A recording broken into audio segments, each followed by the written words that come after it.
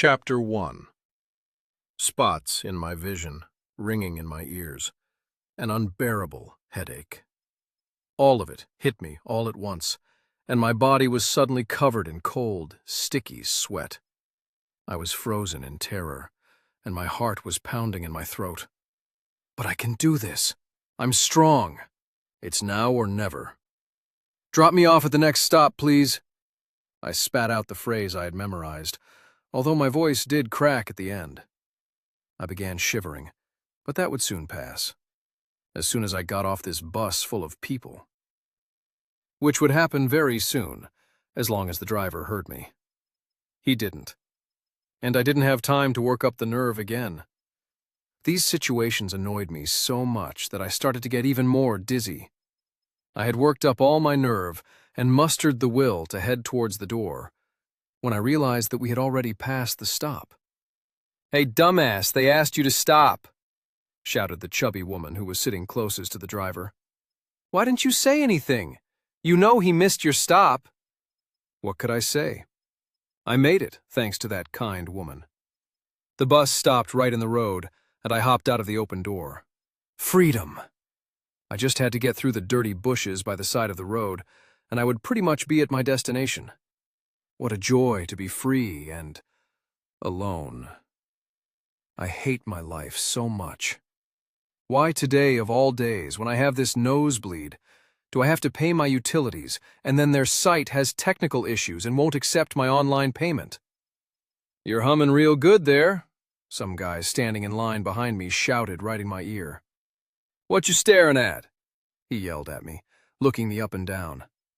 I felt like groaning out loud, or smacking the guy, to stop him from staring like that, but it wasn't worth it. There was nothing for me to do but turn away. I had no desire to talk to such an idiot. Although I did want to say something. That son of bitch, though, pushed his belly right into my back, and even though I took what tiny steps I could forward, he kept running into me. What a dick. Okay, I have ways of dealing with people like this. I started coughing like a crazy person, and whispered, a little louder than I normally might, "This goddamn tuberculosis." The guy stepped off as if blown away by a strong wind. I could finally breathe, and even the people in front of me started pushing their way closer to the counter. After half an hour, I finally made it up to the counter I was trying to get to. The lady on the other side of the screen spent a bit of time looking at me, then told me in a nasally voice that they had a 5% fee, and the amount I gave her wasn't enough to cover the amount. When I asked her about the possibility of paying online, she just smirked, as if to say, "Come on, what do you expect?"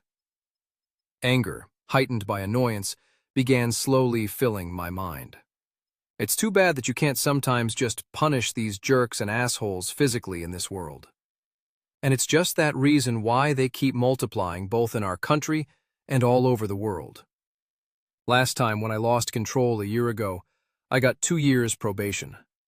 So now I have to control myself. I mean, probation is something I don't give a damn about, but on the other hand, I have to see my probation officer once a week, and there's people there. "What you waiting around for, pipsqueak?" grunted some new freak trying to cut the line, almost touching my ear with his lips. Jesus.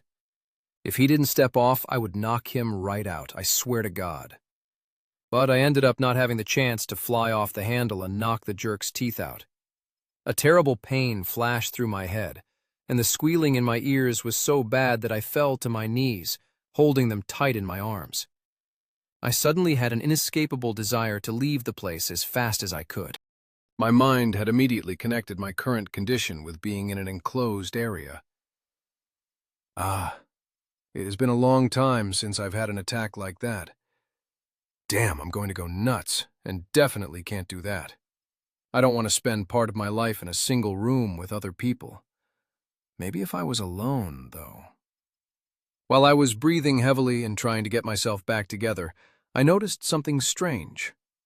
The same thing was happening to everyone else. Everyone who was standing in line with me, and even the lady who was sitting on the other side of the counter, they were all running towards the exit. But I had no such luck. Some pudgy guy knocked me down while flailing his arms, and the frenzied crowd began trampling over me on the floor. Everything ended just as suddenly as it started. The ringing in my ears died down, and my headache passed immediately. It was only the pain over my whole body that reminded me of what just happened a few seconds ago. The world has changed. Fight, think, move, learn, develop, and survive, or die. Shit. I couldn't figure out what this text was that had appeared before my eyes. I was getting grabbed on my leg.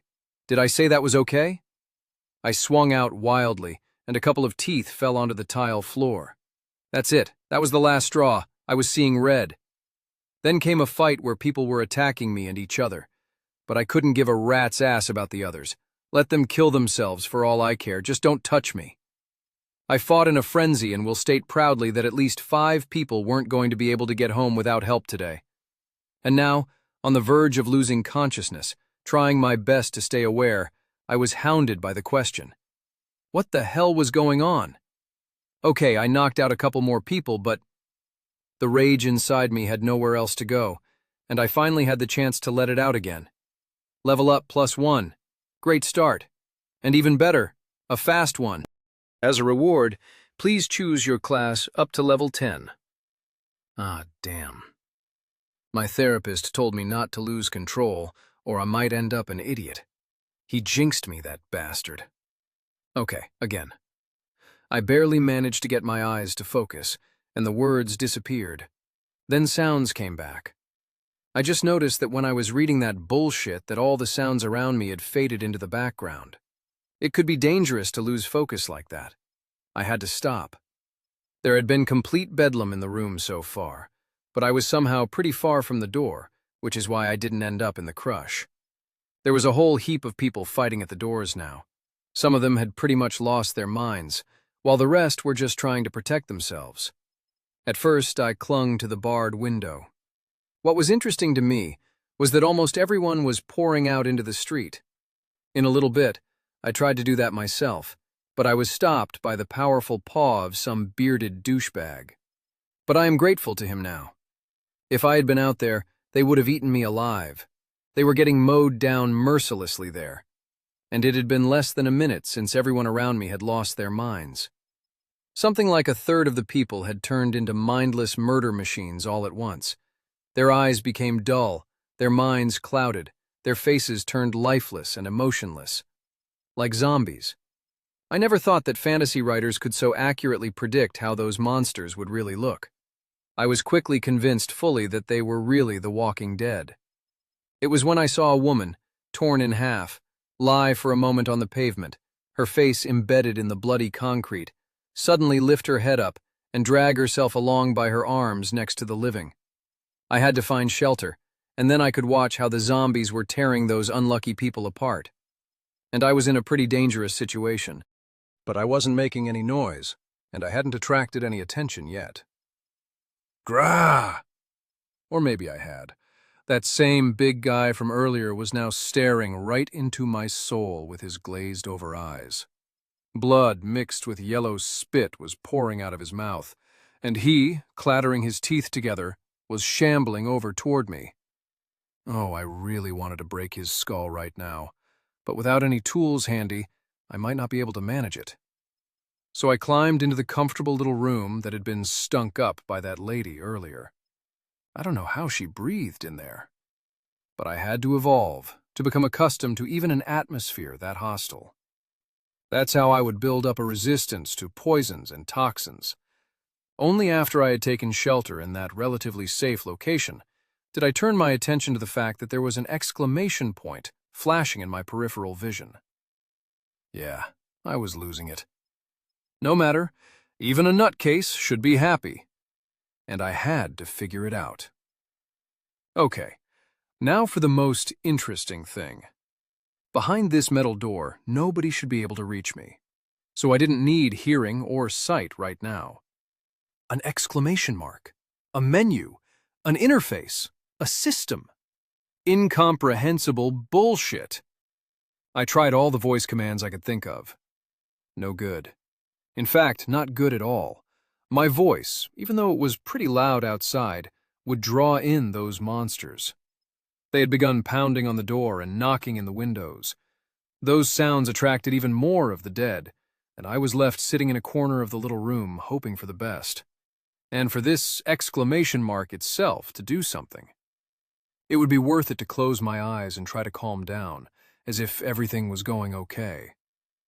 The exclamation mark became clearer after that, so I concentrated on it and was able to get to it. I used my hand, imagining that I was pressing it with my finger.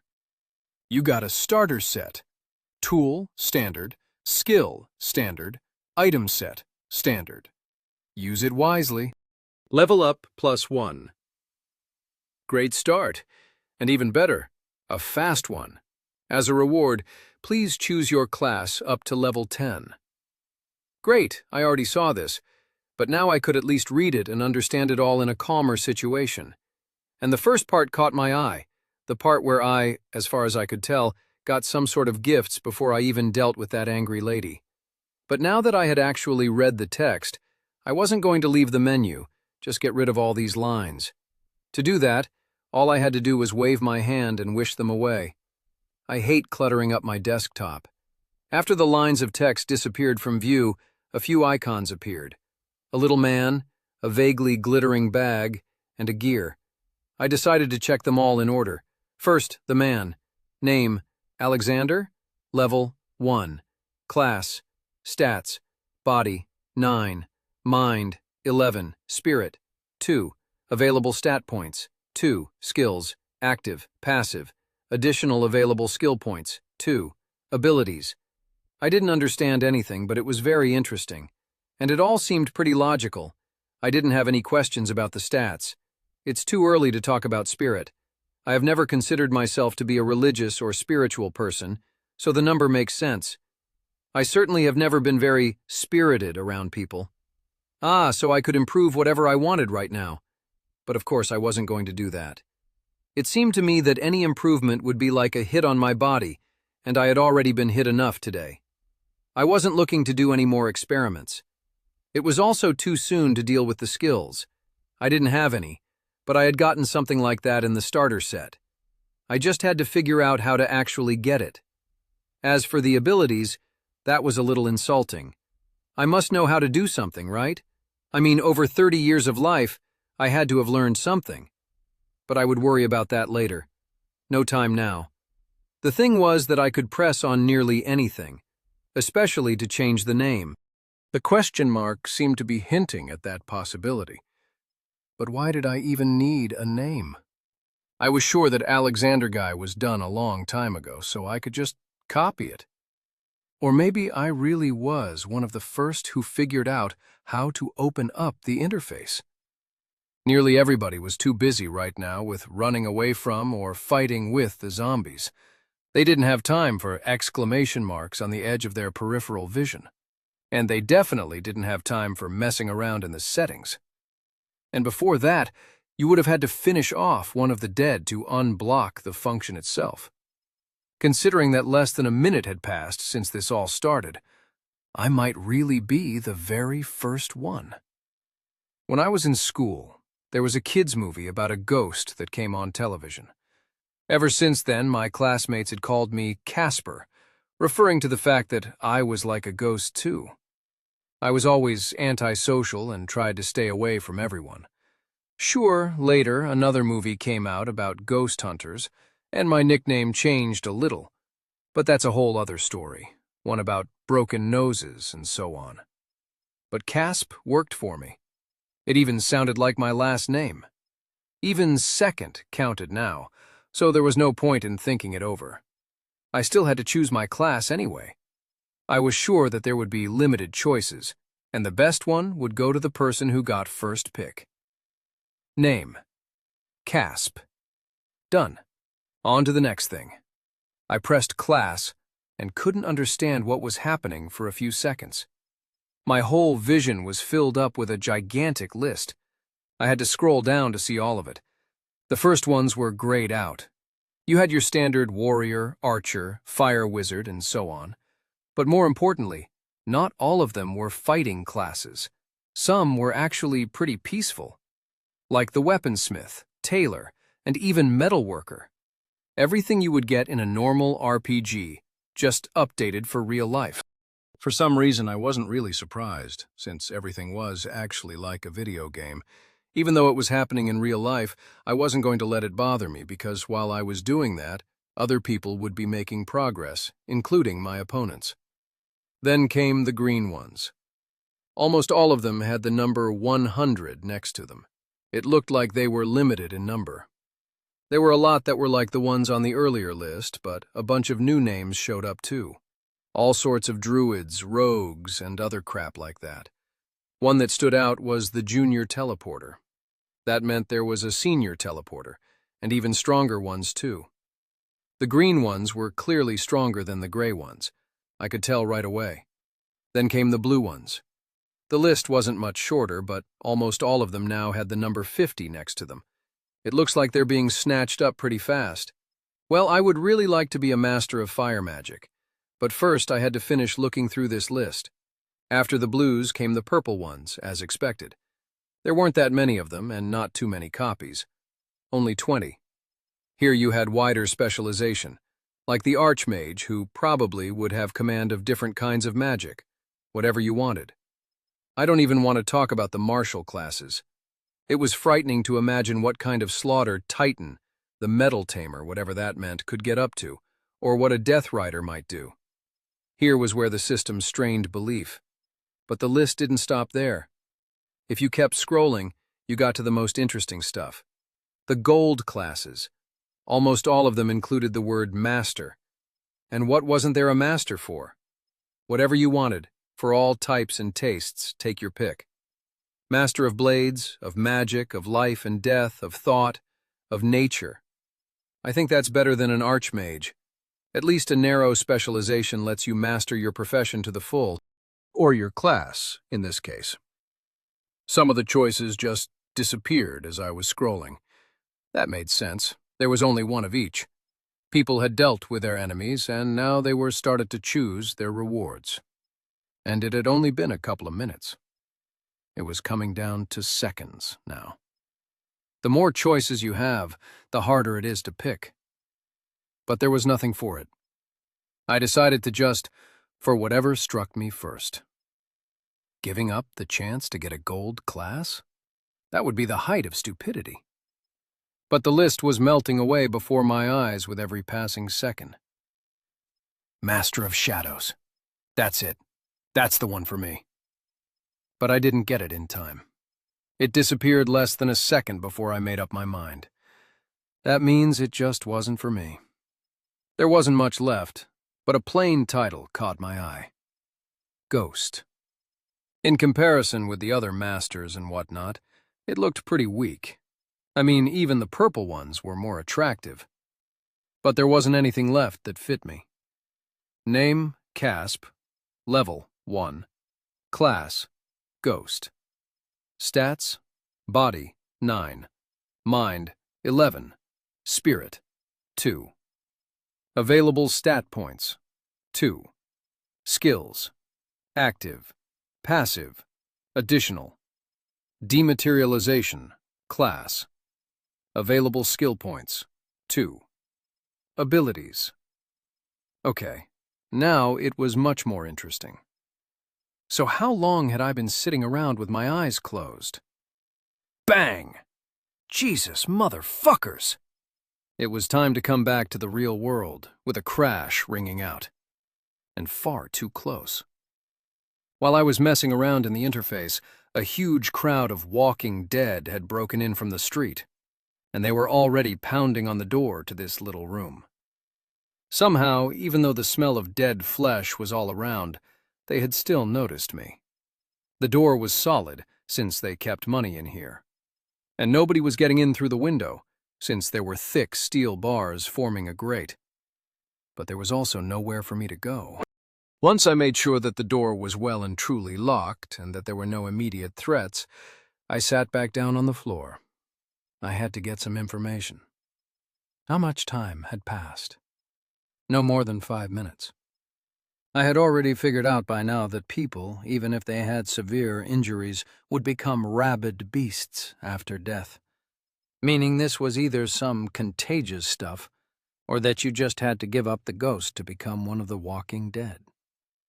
This was a software update. Well, was it really that bad? Just to make sure, I got out my phone. The internet, despite the fact that everything had just started a bit ago, already seemed to be full of awful videos from all over the world. The exact same thing that was happening here was happening in the largest cities in the world. Just chaos, destruction, and panic. I spent a few minutes watching videos. In one of them, a police officer was shooting his weapon at everyone over and over. His arms and legs were all bloody, and you could see that he had been bitten, with a mound of bodies all around him. But a few seconds later, his ammo ran out, and he was overcome by the mindless crowd. The next video showed a scene taken from a quadcopter. It was hovering above a massive square packed with people. The quadcopter had managed to record the beginning of everything since the recording had started earlier. Right away, everybody grabbed their heads. Everybody writhed around in pain for about a minute. Then, all of a sudden, they all fell to the ground, spasming around. But in a short time, some of them stood up and looked around in surprise. But everything changed in a single second. The ones who had fallen sprang up, growling, and began sinking their teeth into the living. What a cool video. And if I had a beer and some chips, it would be totally awesome. I would have kept watching, but I didn't really want to right now. Still, I saved it for later. It would be interesting to see whether anybody managed to get out of that mass at all.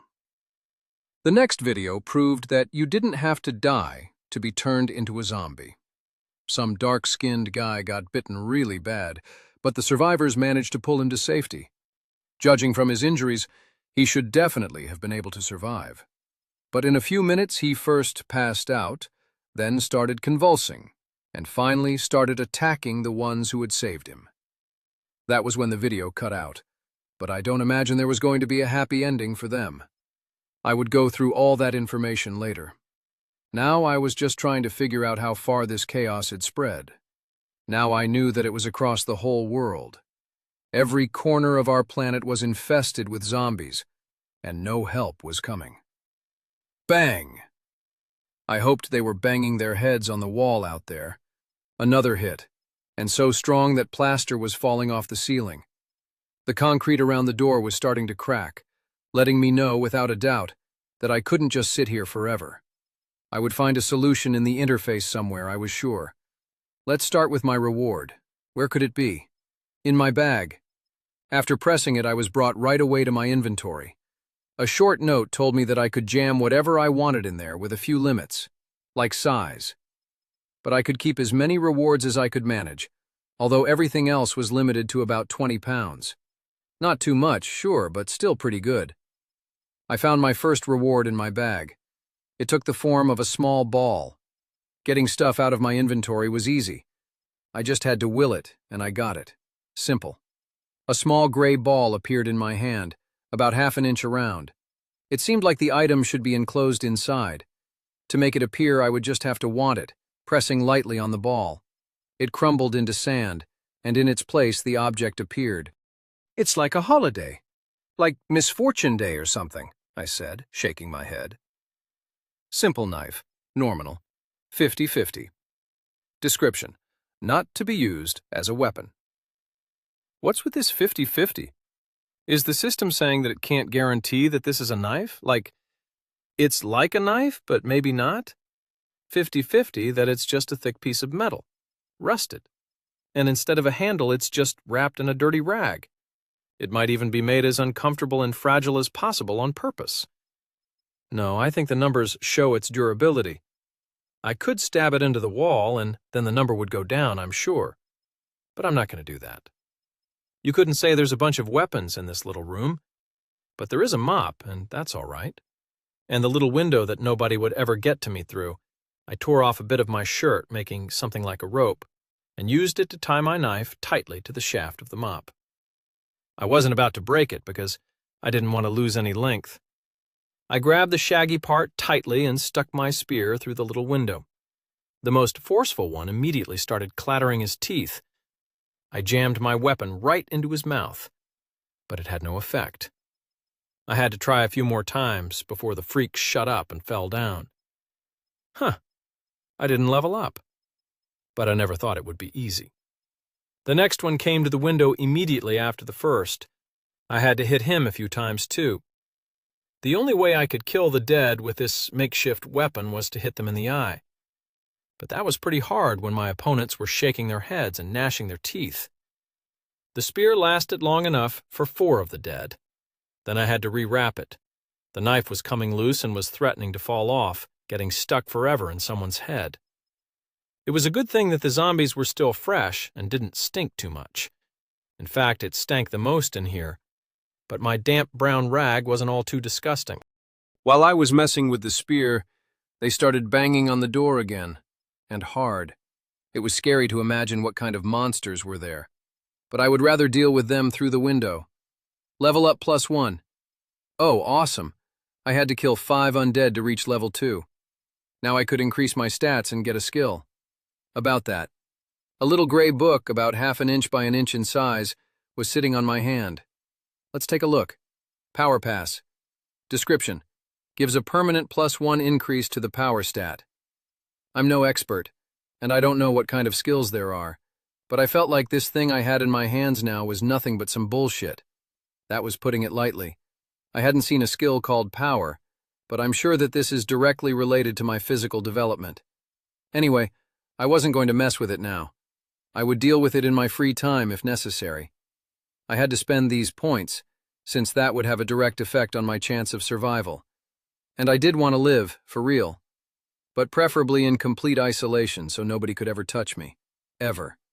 Communication through text? Yes, please, always. I would even be ready to switch to messenger pigeons. But phone calls? Or, God forbid, real-life conversation? Not for me. Bang, bang! And now this extrovert on the other side of the door was obviously dreaming of a personal meeting with me. The door just about flew off its hinges. It was holding on by the last remnants of spray foam, and through that I could clearly see the bastard who was so stubbornly trying to get in. Now he was backing off for a running start. The sounds of heavy steps could be heard, along with the crunching of the bones of zombies who had fallen along the way. Another hit! I covered my face with my hands so pieces of stone wouldn't get in my face. But the door didn't break, it just bent inward.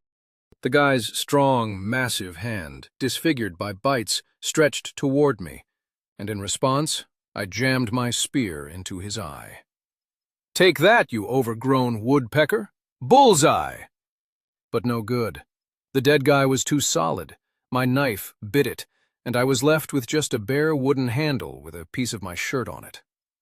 It was that same greasy jerk who tried to run out the building before me, the one who hit me in the face, even if it was accidental. I just now recognized him. It was difficult, considering his face had been partially gnawed off. But he had grown significantly since our last encounter. His paunch had pulled in a little, his shoulders were wider, and, as far as I could tell, he had gotten taller. Now the bent knife was sticking out of his eye, but it didn't bother him a bit. He was looking at me with one empty eye, stretching out his hand, helplessly gnashing his teeth, all while constantly hissing somehow. I grunted, hitting him as hard as I could with the mop. But I just managed to break it in half. So I was left with a sharp stick in my hands. The dude tried to grab me once more, but I dodged swiftly and jammed the sharp end of the stick into his remaining eye, putting my whole weight into it. Level up +1. Yeah, that'll teach you not to smack your belly onto whoever you feel like. A fair number of walking dead had gathered behind that guy, but he was completely blocking the way. The door would fall eventually. Its final attachments were just barely holding on, and it was about to crash down under the excess strain.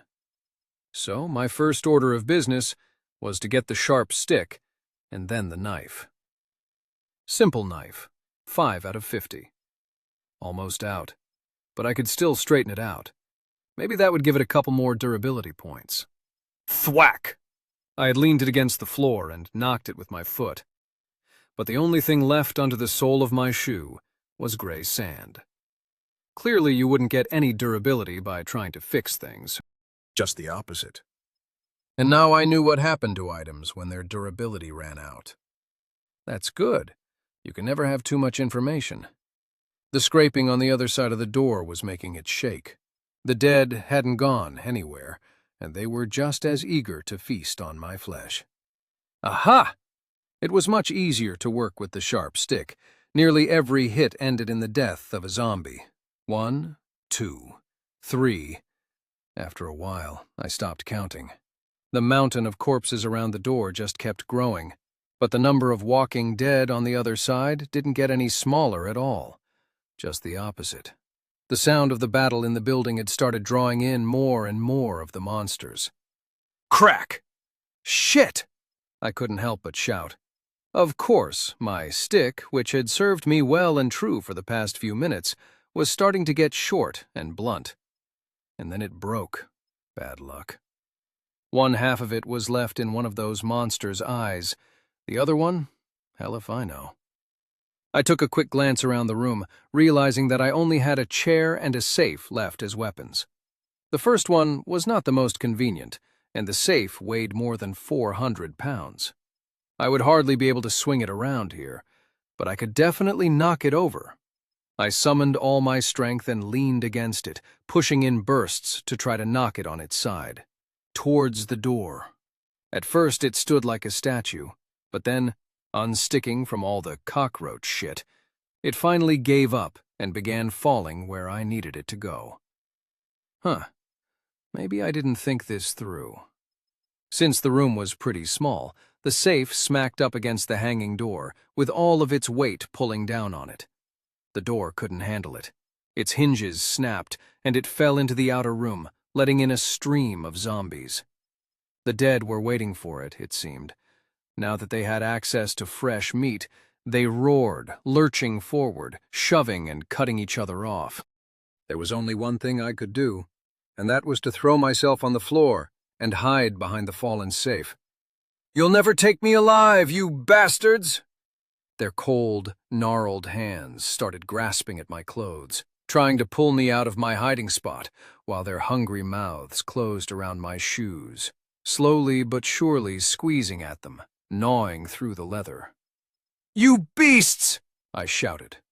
My fear had receded into the background, leaving only anger.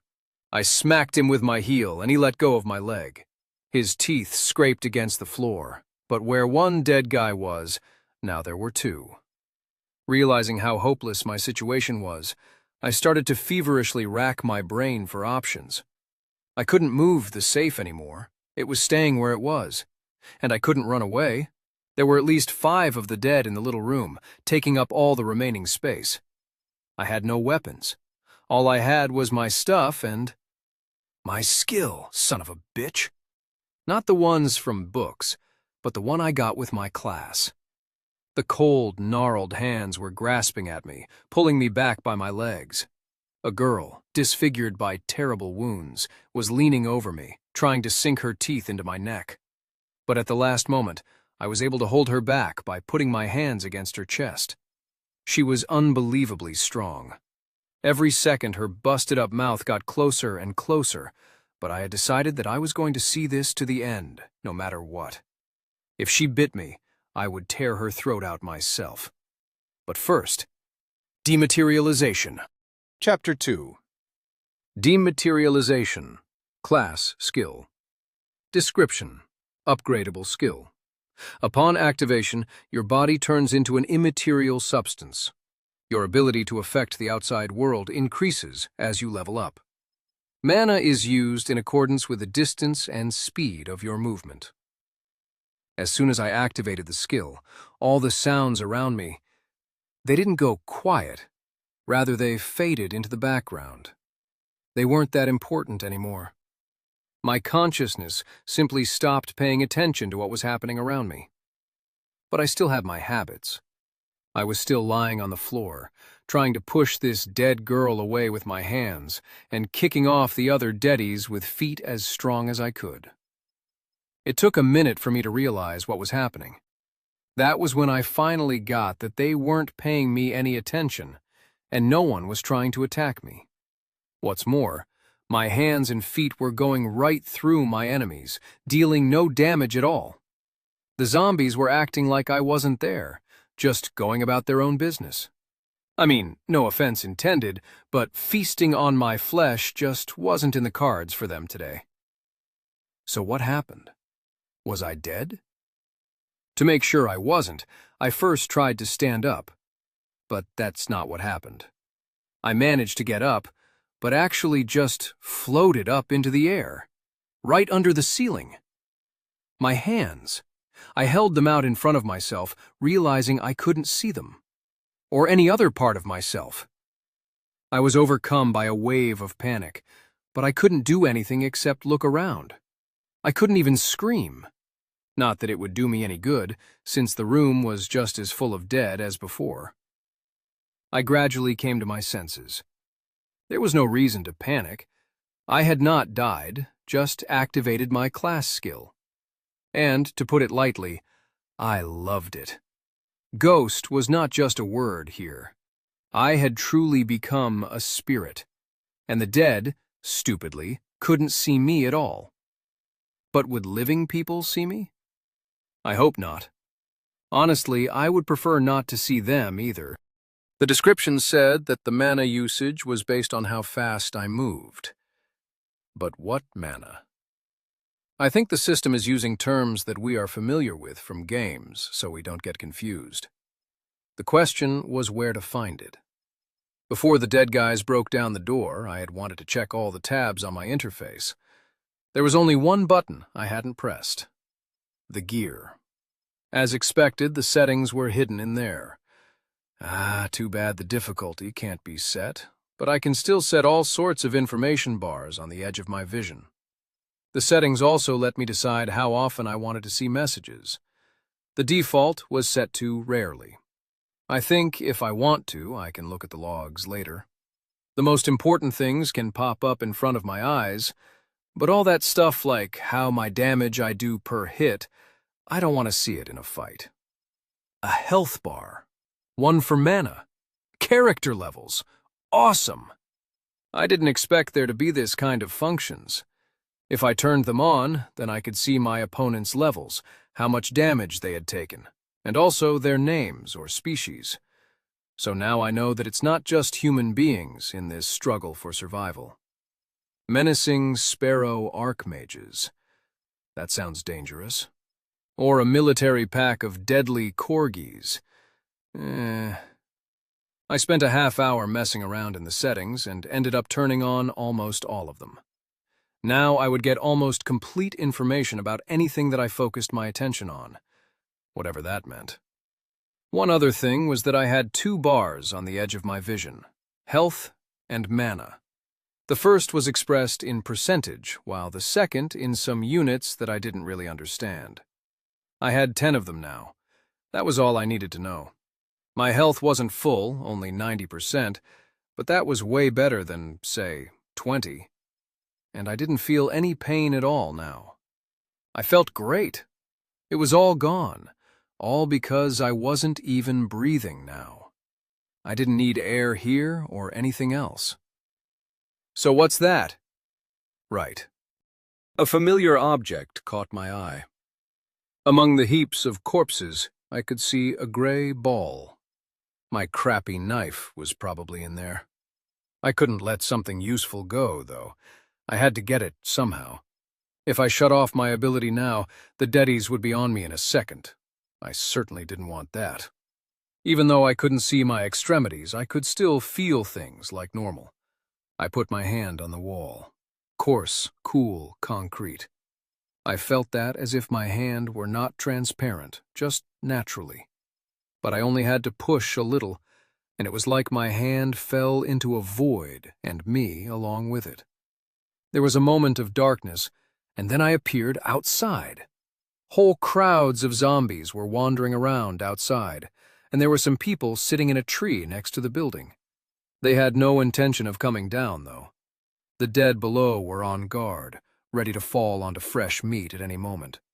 But I couldn't help them in any way. I was not about to put my ass on the line again. Anyway, where were they going to go? Well, I could easily track how they ended up here by following the corpses along the way. Curiosity won out, and I kept floating. I moved slowly, checking my mana bar periodically. I could probably speed up a little. The mana had dipped down by 1, but if I crawled like a snail, everything was fine. There was no change. Or maybe my mana came back faster than I could use it. The people couldn't see me. I flew up to them, waving my hand in front of their faces, but they looked through me, not even suspecting I was there. Everything was just as before. Nothing had changed. "Igor, you have to draw them away," I could hear someone whining. "Only you can get away." "And then they'll eat me," answered Igor, I guess. It was clear that he definitely didn't want to sacrifice himself. "And I don't have a lot of mana." A weak excuse, but I understood. Nobody wants to die for everyone else. "You said you had enough," shouted a girl, not convinced. "Yeah, when I thought we were going together. I thought we would break through. And why haven't you learned a skill yet?" he asked, turning to the squeaking girl. "You should have picked one a long time ago." "I'm keeping a slot open. You said that you shouldn't learn a second skill until level 10, she said, annoyed. "Yeah, one active and one passive.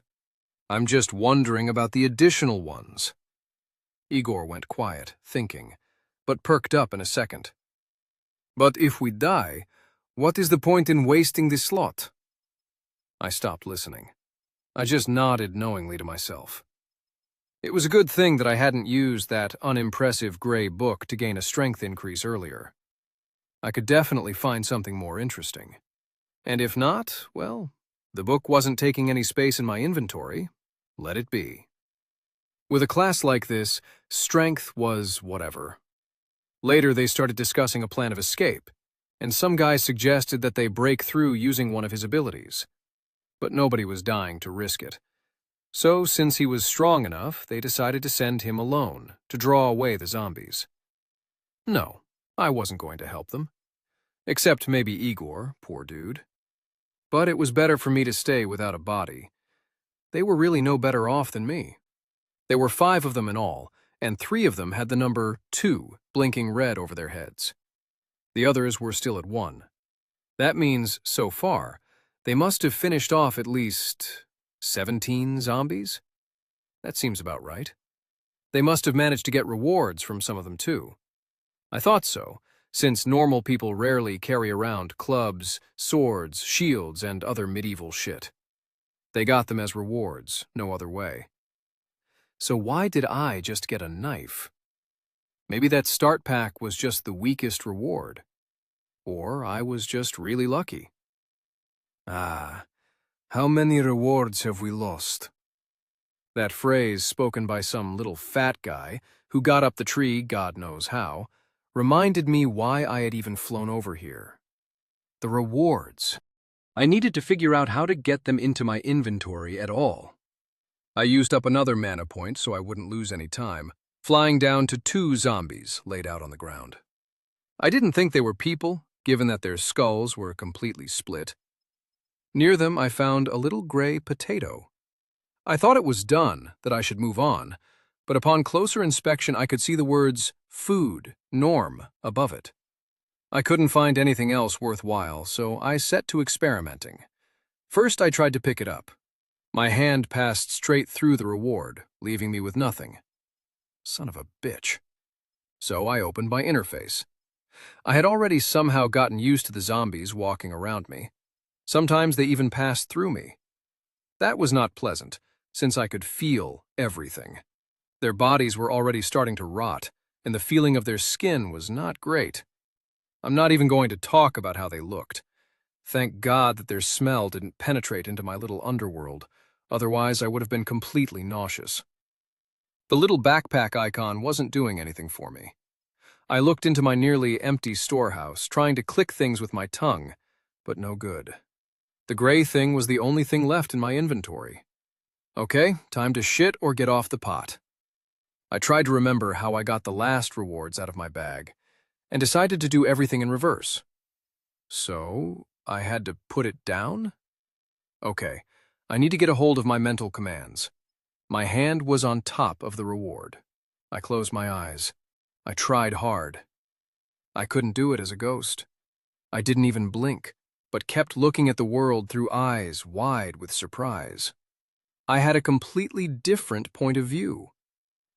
Okay, done with that. The potato felt weird to the touch, like it was made of sand, not like I was holding onto a vegetable. I concentrated on the task and... Ha! I didn't even have to dig it up. Got it. I checked my inventory just to make sure and found 2 potatoes in there. Whatever. I couldn't stop there. I flew from corpse to corpse, taking everything that was just lying around. Almost all of them were gray, but I did manage to find 2 green potatoes. The rest were all gray. There were 10 balls and 5 books, and 20 food sets. I didn't know yet what was in those sets, but at least I wouldn't be dying of hunger. "The rewards are disappearing," shouted someone in the tree, drawing the attention of another herd of zombies. "It looks like they go away after a while," Igor said thoughtfully. "We should have picked them up right away."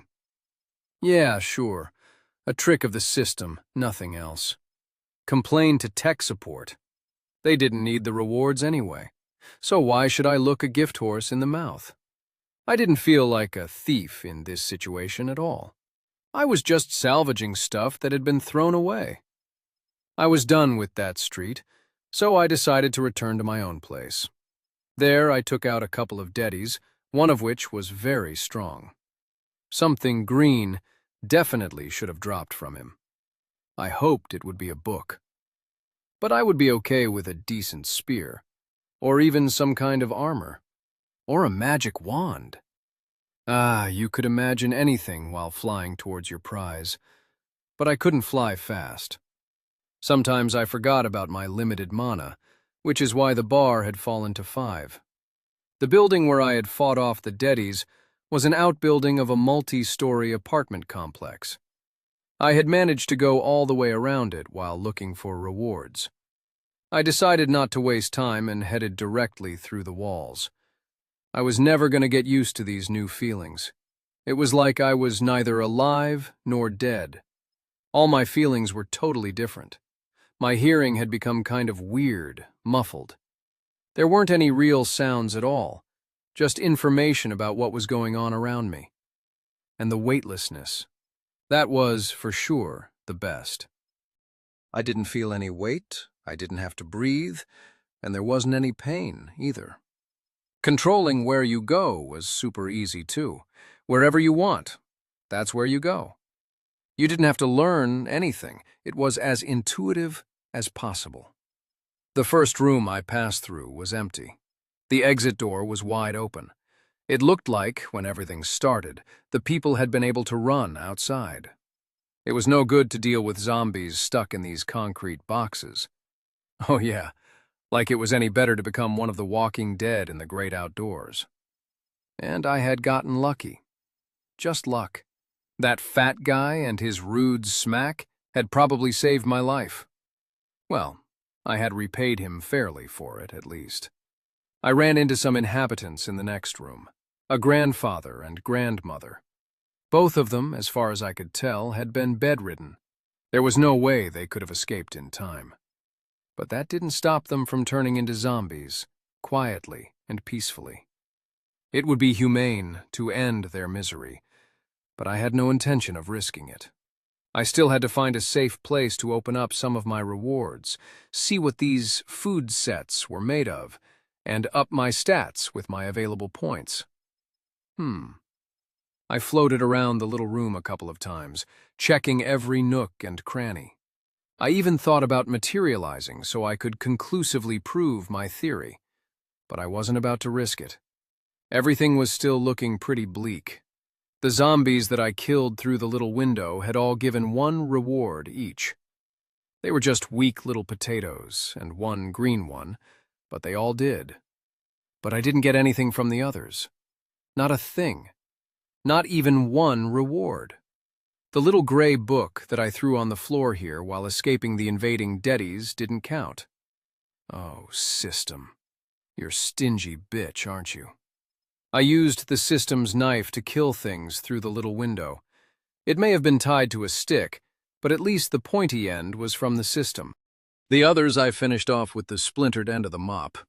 I didn't get it from one of those little spheres, so the system decided that I didn't deserve any bonuses from it. So here I am, without any gifts.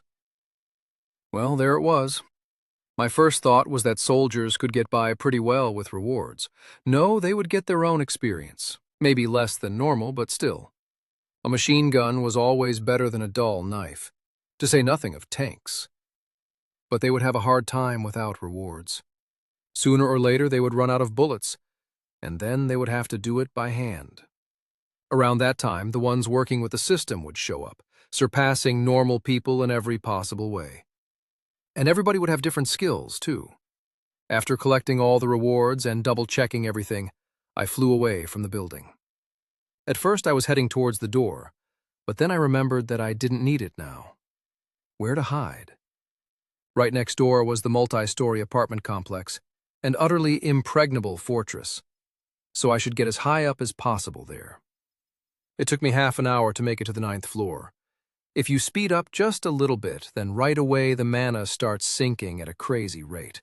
Every time I had to stop myself. What would happen if I ran out? Would I materialize again and fall down? Or would I just stop moving? In any case, it would be better to check that in more comfortable conditions. From up here, I could see all the neighboring environs. Here and there, zombies were lurching around, with survivors still screaming like before. There were people on the roof of a 5-story building. They were basically just sitting around, afraid to show themselves at all. That made sense. The dead could sense the living, but at a distance they could only see you. I thought that was logical. But sitting around and waiting for someone to save you was stupid. They should be brave, figure out their interfaces, and show those zombies some real resistance. Otherwise, they are all going to die awful deaths. But I am no teacher. I am just a ghost who wants to find a comfortable place to unpack my potatoes and get stronger. Yeah, I think that's exactly what I'm going to do. But there wasn't a lot of safety around. The first thing I did was to fly around to the whole upper floor, which wasted a lot of time. Totally empty. Now that I was sure nobody would barge in on me, I picked the room with the heaviest door. And as a bonus, behind that heavy door was comfortable, expensive furniture and appliances. Nobody had been in this room to begin with. It was locked, which meant nobody had run out in panic. After flying around the corners of the room a few times, I was finally convinced that I was safe, and I could finally relax. There would be no uninvited guests. But how should I materialize? I knew that I just had to shut off the skill, but what was the best place to do it? Under the ceiling? Then I would hurt myself when I fell. Lying on the bed? What if I ended up in the sheet? It would get stick in my ass. In the end, after much thought, I decided to come back right above the bed, about half a foot. I mentally reached for my skill, commanded it to shut off, and, just as planned, I fell onto the soft, comfortable bed. "Sweet," I said. It was nice to feel myself within my own body.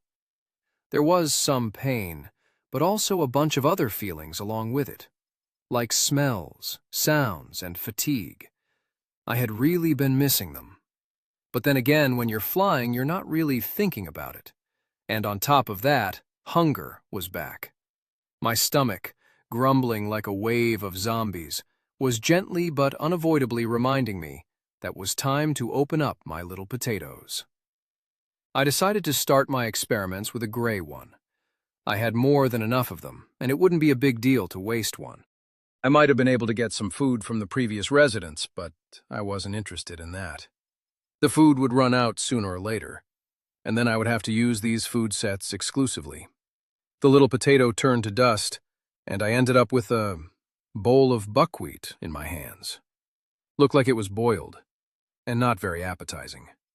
I didn't try to understand the logic behind it. I took a fork and tasted the food. No salt or seasonings, just food.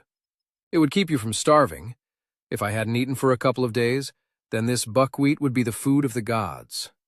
But right now, like this, I didn't want it. In the next little gray potato, I found a potato, also boiled, also in a bowl. It was the bowls that I cared about more now. The tableware was made either out of plastic or something similar.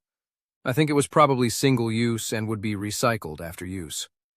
You definitely couldn't use it as a weapon, meaning that it had no value to me. A green one now. That was more interesting. The boiled buckwheat was without seasoning and not even warm, but after activating the green food set, I had a plate of hot mashed potatoes in front of me, covered in some sort of gravy. I fell to eating that food right away. I wasn't even going to think about opening the gray potatoes anymore. Not when I had things like this. If I had these little potatoes all the time, I would never get married.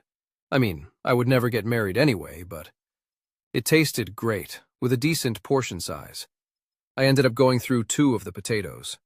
The second portion I didn't even finish. I didn't have the appetite for it. I fell onto the bed, closed my eyes, and dozed off. "Damn it!" I shouted, practically asleep. "The stats!" Before I could rest, I had to deal with all of that. That was my first priority. After activating the interface, I clicked on the tab I needed and got to work. Name, CASP. Level, 3. Class, Ghost. Stats, Body, 9. Mind, 11. Spirit, 2. Available stat points, 6. Skills, Active, Passive, Additional, Dematerialization, Class Skill. Available skill points, 6. Abilities, everything was the same. Nothing had changed. I got a couple of levels, and since then I hadn't killed a single deadie. I needed to do something about that. "And what should that be?" I said, squinting. "Body. Let's press on it, what the hell?" Chapter 3. Stats. Body, 9. Strength, 2. Dexterity, 4. Constitution, 3. Mind, 11. Intelligence, 5. Reaction, 3. Perception, 3. Spirit, 2. Repository, 1. Conduits, 1. Available skill points, 6. You could improve all the goddamn stats, and you could improve them as much as you wanted, except those with just one thing.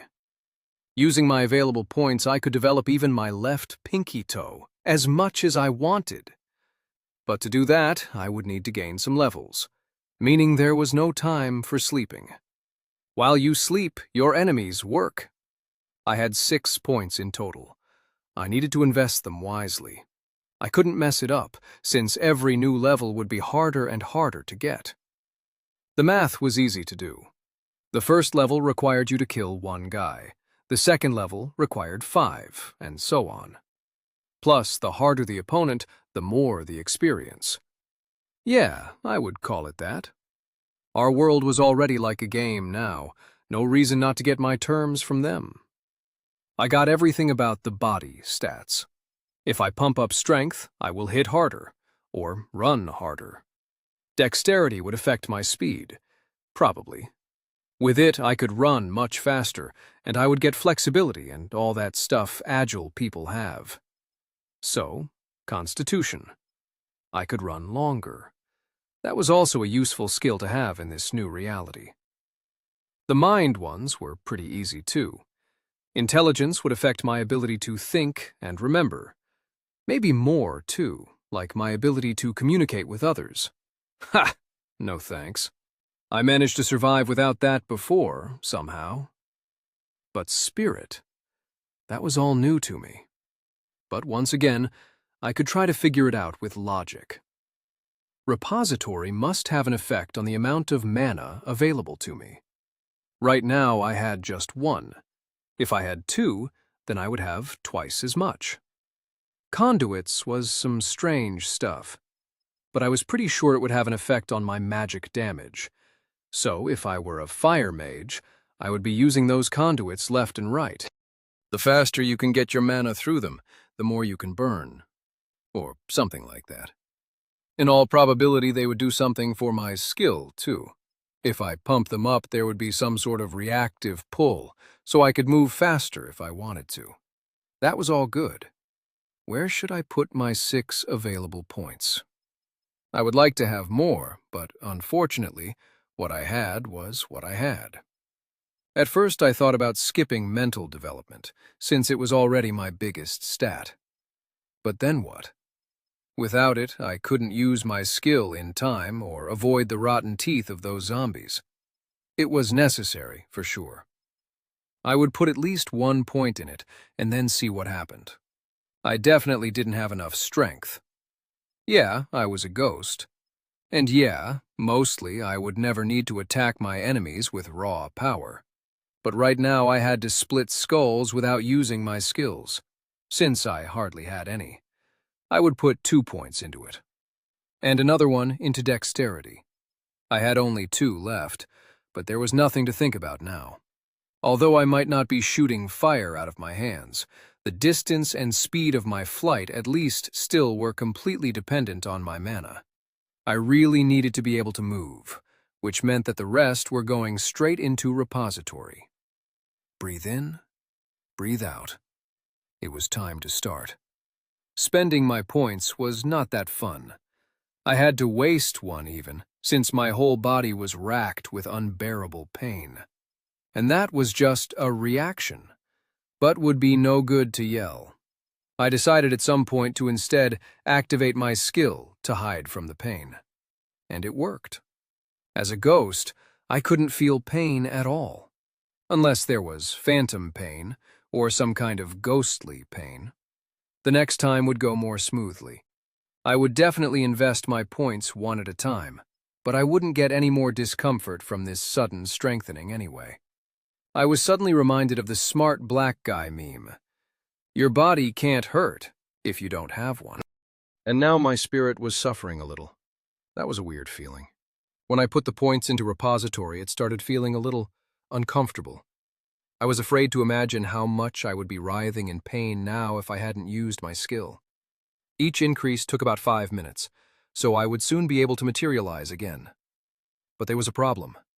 I was planning on going to all the places that were difficult to reach and taking out zombies in the most convenient places for me there, like from trees. Why not? But how could I get on a tree if I couldn't even fall onto a bed normally? It was too dangerous to get my body back while I was flying, so it was time to start practicing.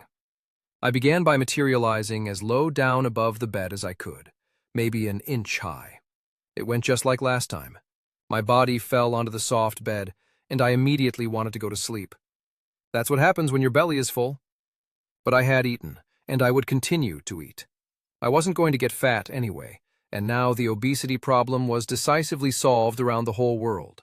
I mean, fat people just can't run away from zombies. I dematerialized again so I wouldn't drop off to sleep. My goal now was to be able to do a specific pose. The next room had 2 nice soft chairs that would work great for that.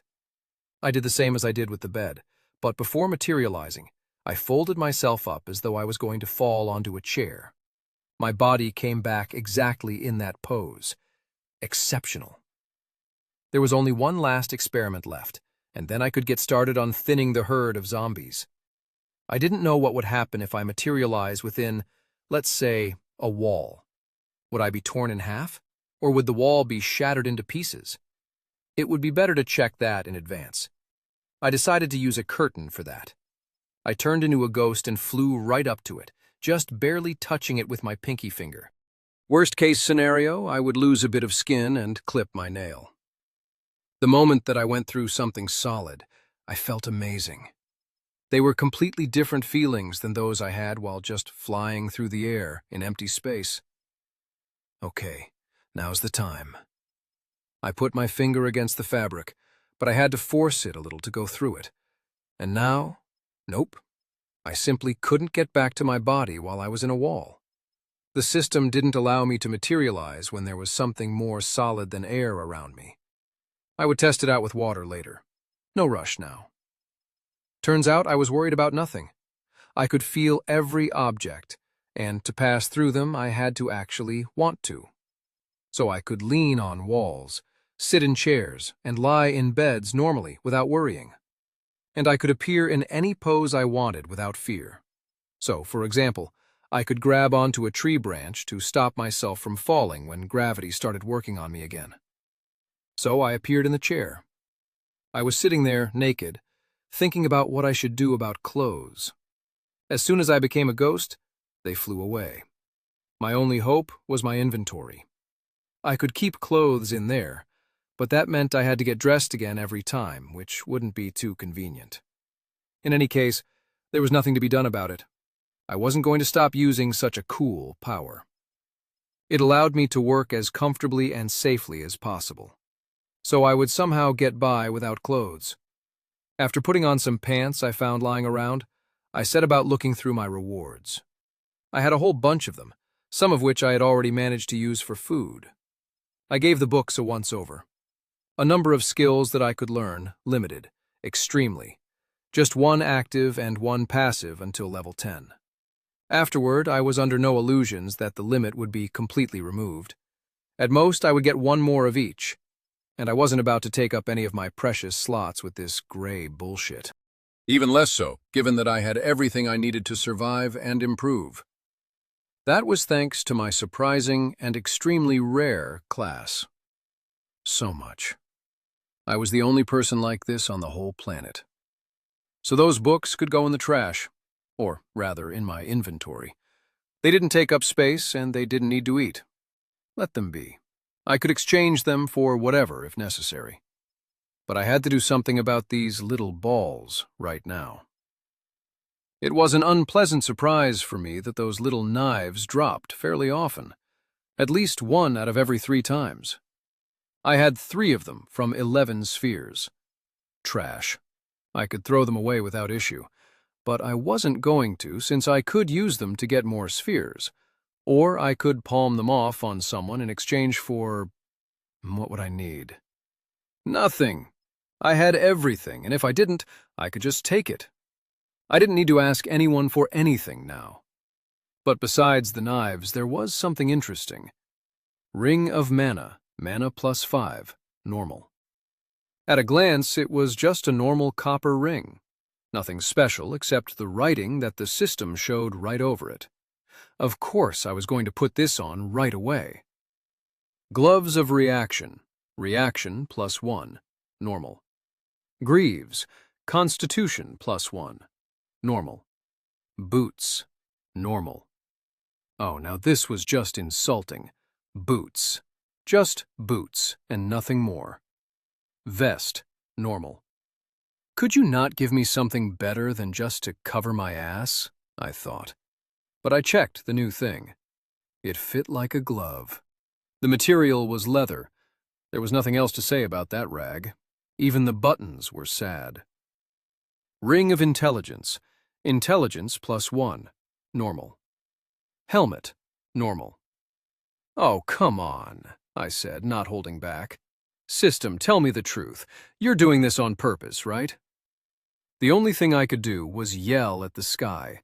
I was sincerely hoping that the rest would be just the same trash. Spear, spear, spear, spear, I started saying, closing my eyes tightly. I gave the mental command for the last sphere to open, and something heavy appeared in my hand. Something like a spear. God damn! It turned out to not be a spear, just a long stick. All the Asian monks in movies used things like that, and they did really well with them. But we are not in a movie, and the metal end of this stick wasn't going to confuse me into thinking so. Staff, nominal, 250/250. Well, at least it was durable. I didn't know if it would be worth it to attach the knife to it. Yeah, I think it's worth it. And not just one. As soon as these knives run out, this staff will turn into just a staff. and then it'll just be a sad imitation of a spear, and not even for very long. The previous owners of the room were not used to working with their hands. I could even find cables for the house, and there was no reason to attach the knives with rags. That would fall apart after about 5 hits at best. So I would have to fly into the other rooms and found something that would work there. The spear went into my inventory, no problem. It weighed almost nothing, a couple pounds, maybe 5, no more. The knives went too. But there was nothing to do about the clothes. I would just have to hope that the system worked. Well, at least I could work with this. I put on everything that I just got from the rewards and turned into a ghost. The things didn't fall off. I couldn't feel them, but my mana boost remained at least. Now I had 35 points, meaning I could fly as much as I wanted, just not too fast. Plus, with an increase in my stores, I should also get an increase in my regeneration. The first thing to do was go back down. I went floor by floor, hoping to find something to tie my knives on with in one of the rooms.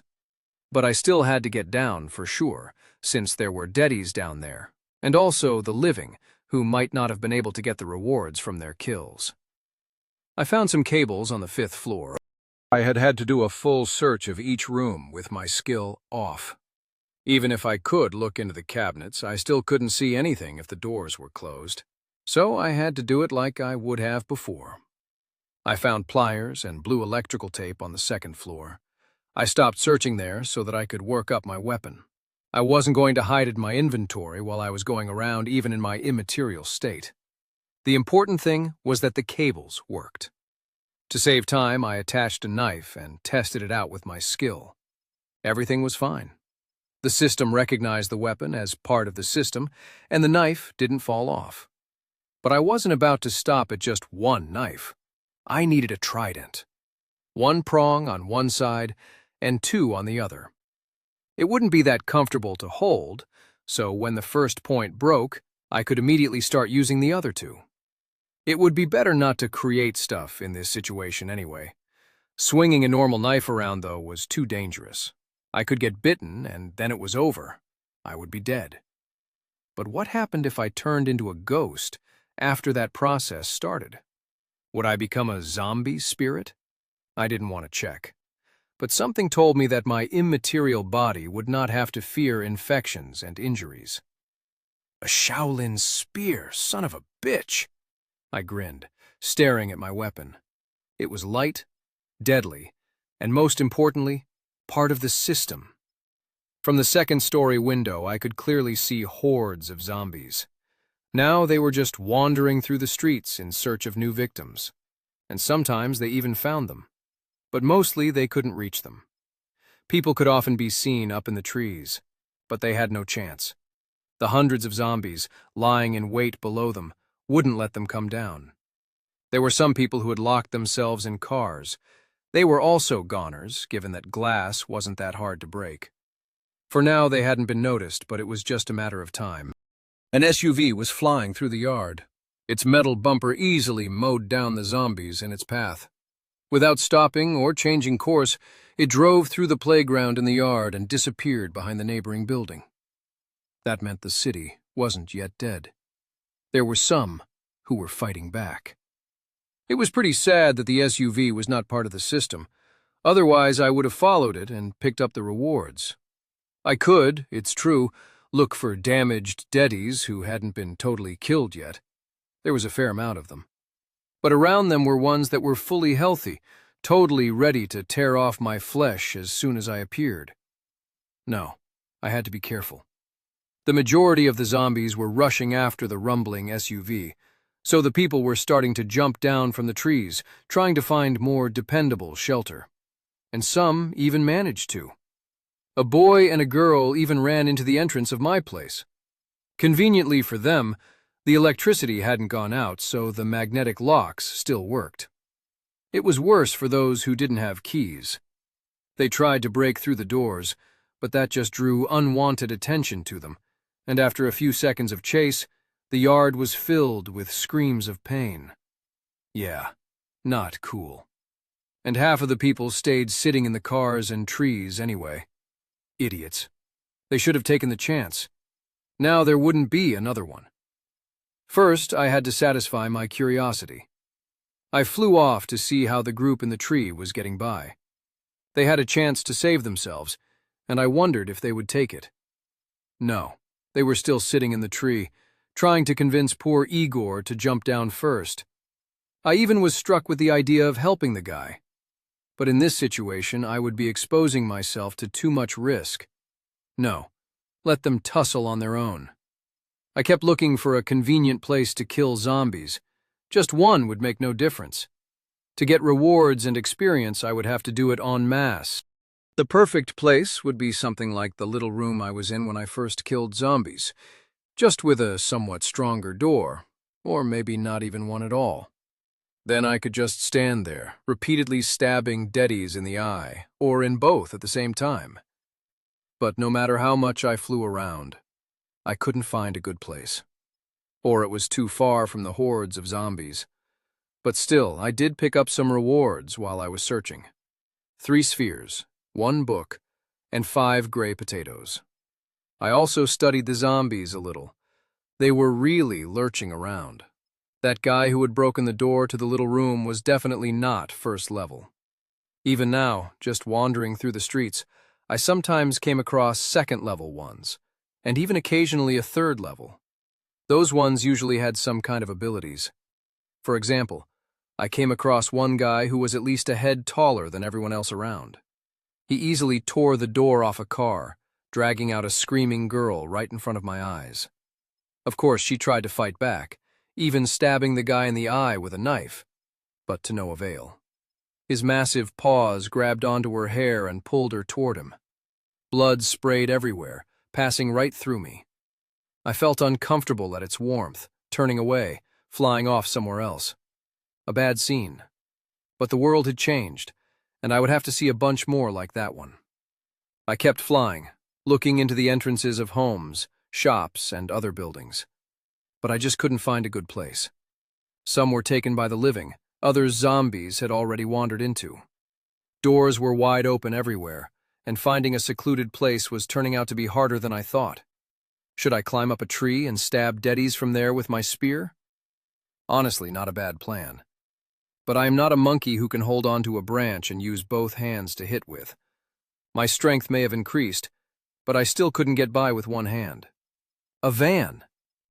It was parked pretty close to my hiding spot. I liked that room on the 9th floor, and I would sleep there from now on. It had all the luxuries, a nice bed, and good, comfortable chairs. And if I needed something else, I could bring it later. It was too bad that my inventory was kind of small, but nothing was stopping me from making multiple trips. I had to come back to my body on the roof of the car so I could get my hearing back. The zombies were rumbling around, rushing to their prey, but even through all that noise, I could easily make out a whole cannonade of gunfire. It was being shot from something powerful and rapid-firing, definitely not a hunting rifle. But I really didn't know if it made sense to use firearms in the current situation. It was effective, sure, but it made a lot of noise. And that noise could draw in both the dead and the living, and the latter was what I would be more afraid of. It's not like they were paragons of humanity before, and now they might go even more nuts. Hit! I stabbed at the first, quickest deadie. It landed right in his eye, killing him on the first hit. The zombies were flooding in from all sides, but none of them could get up onto the roof. The van was starting to shake from the force of all those hungry beasts, but that didn't see a bit. Level up +1. Level up +1. How many have I finished off? 2 dozen? 3? Yeah, around there. Killing deadies like this was pretty nice. They lifted up their heads and opened their mouths, and I just methodically slammed my spear downward. If that didn't work, I just did it again. The first knife fell apart at about the 10th zombie.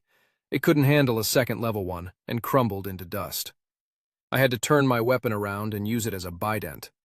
It was perfectly serviceable like that. I might have to use more strength, though, since the deadies were starting to get back up after the first hit more often. I also was forgetting that I had to get the rewards.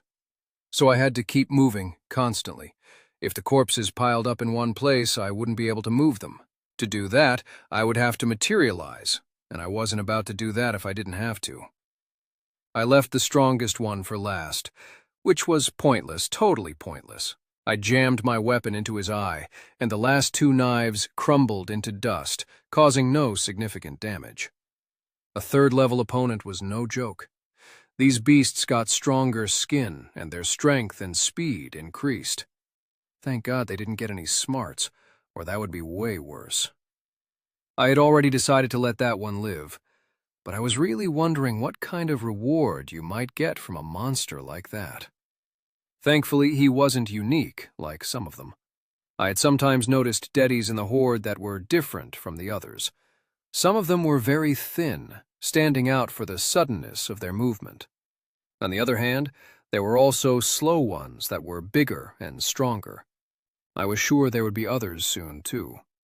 The evolution of these beasts wasn't going to just stop now. But I have to evolve too. Hit! I slammed my stick as hard as I could, but just got recoil in my hands, again and again. The zombie's face was nothing more than putty. There was no blood rushing from his wounds, but it was still an unpleasant sight.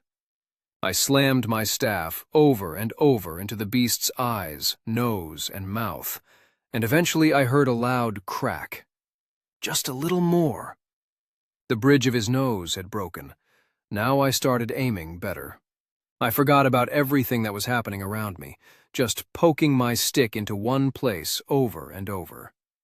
In about 5 minutes, my enemy fell limp like a rag doll. And next to him was a green sphere. Not a book, but still good. In any case, I had promised that I would not use any books that were less than blue.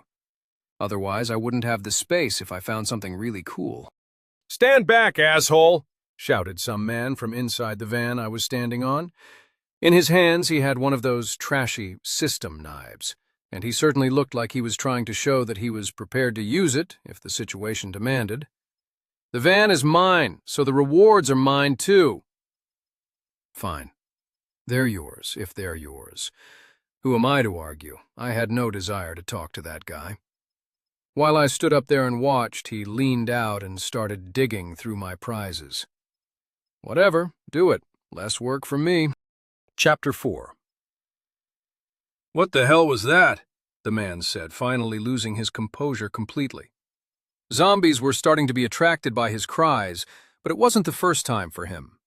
By using some sort of complicated ability, he knocked down first one and then another zombie in one strike. You could hardly notice his knife flashing before it cut through the skull like butter. The man's indignation didn't come from nowhere. It was because as soon as he found the rewards I got, they immediately disappeared. And not just nowhere, but into my inventory. If you want to take my stuff, now you got it. And clearly I had taken all of his. There weren't a lot of them, but still, better than nothing. "Where are you, you bastard?" He wouldn't shut up. He even tried to wave his knife around to hit me, and wow, were his eyes bulging. But it meant nothing to me. The knife just went right through me, and even the ability he was using didn't cause me any damage. Yeah, a slight bit of discomfort, but only for a second. But I couldn't do a thing about it either. I tried to hit him a couple of times with my stick, but it passed right through him. I needed either a specific weapon or a higher level. My ability would definitely level up with me. It said clearly in the description that I would have a more powerful effect on the material world over time. But for now, I found a bottle and put it in my inventory. While the guy was picking through the corpses, I could at least mess with him a little. I mean, I already got all my rewards and could fly off any time. I didn't have any intention of killing him. He didn't do any damage to me, although he could have. I couldn't hold on to anything, but my inventory could help me a lot. I hovered above the guy at about 10 feet and dropped the bottle out of my inventory. It materialized right where my hand was and fell right through it. "Son of a bitch!" he shouted, as soon as it shattered on his leg. At the sound and his yell, the restless undead started rushing in again, but this time in even greater numbers. I watched gleefully as he climbed on top of the van, The same place where I had just been not too long ago. He sat there calmly for a while, but then he started grumbling. He clearly thought that I had gone off somewhere, but not yet. I had been filling up my inventory with rewards, and this poor sucker had another surprise coming. And that would be when he had finished them all off and climbed back down to collect what he earned from all his hard work. Okay, fine, let it go. I could move on. Plus, it was starting to get dark outside. How did I know that? I looked at my watch, and whatever else, my sight hadn't changed. Since everything around was in a kind of washed-out black and white, it was exceptionally obvious that nothing had changed. In fact, something that was really cool was that I didn't feel tired. It was too bad that as soon as I went back to normal, all of my physical needs would return. I didn't get all these green potatoes for nothing. I think it's time to finish everything up and head for home. I needed to sleep a few hours, eat something to keep my strength up, and open my rewards. It was very probable that the man had come at me so aggressively because of how I looked. I had a gray helmet, a strange leather vest, and a bare ass. Well, also boots and greaves. No sooner said than done. I needed to go home, fill my stomach, get some sleep, and open my rewards. At the very least, I absolutely needed some underwear from the system. And from which little gray ball would I get those? What about from a green one? Self-washing ones, perhaps? While I was heading back to my home base, I picked up a few more rewards. Mostly little potatoes, just gray ones. But I already had enough green ones, so I would leave these for trading. Sooner or later, unfortunately, I would have to get in contact with other people. No matter how much I didn't want to, I couldn't get by without them. At the very least, there would soon be people who were doing crafts. Producing system items. That was clear just by the kinds of things I had seen on the list of classes. Blacksmiths, weaponsmiths, leather workers, and other medieval bullshit. And also from the gathering of resources. Honestly, I hoped that the majority of people had picked stuff like that, because if everyone was going to be a warrior, then our world was doomed. I sat down in an armchair, and only then did I really feel how tired I was. I had collected a whole buttload of rewards, but I would open them up after I slept, if you please. I would either have to use them or throw them away. My inventory was not that big right now, and I didn't expect it to expand when I leveled up. But it had to be possible to expand it, right? There must be some way to do it. The green potato treated me this time to a plate of boiled crabs and a cup of beer. That was really unexpected. But right now, I was feeling like something a little less fancy. Like a beef cutlet with pasta, and a little bit of mashed potatoes. But the next potato gave me a little vial. A normal vial with some red liquid, about 4 ounces. Everything was clear right away. I concentrated on it, and the writing came up over the object. Health potion. Description. Restores health and strength. Heals deep wounds, broken bones, and burns. Removes all infections from the body, including the zombie virus. That was all. It made sense to assume there would be bigger and smaller potions. Here I had a mid-sized one, probably because it had come from a green potato. I put it in my inventory so it wouldn't bother me. In any case, I might well end up needed it at an inopportune moment. If not to heal my injuries, then at least to save me from the zombie virus. All of a sudden I thought about a person crawling through the desert, asking the universe for another chance at life, for just the tiniest bit of water. And then he finds one of these potatoes.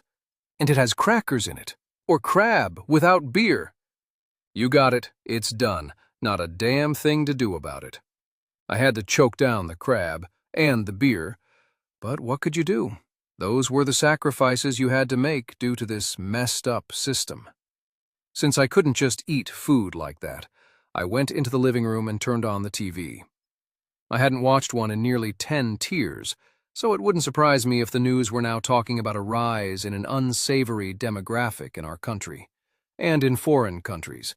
Not zombies, but gays who were marching in parades. But no, most of the channels were unavailable, and the ones that were working, somehow, were just showing live feeds from street cameras in different cities. And everywhere was the same. The streets were jam-packed with the walking dead. But I already knew about that. Suddenly, I came across a channel where they were broadcasting live from studio, like before. A woman was talking about what was going on. She was advising viewers to stay indoors and wait for the government's response. "The hell you saying, dumbass?" I couldn't help but shout. "We need to destroy the zombies while they are still weak." I couldn't handle this. I needed to find some kind of easy movie, or just a regular show. And there still were some. The glass of beer had made me a little drowsy, and the crab was settling in my stomach, leading me to doze off. It was only at the very last moment that I snapped awake, remembering to set a trap in front of the door to the bedroom. I grabbed a bunch of expensive-looking dishes from the kitchen and spread them out over the floor.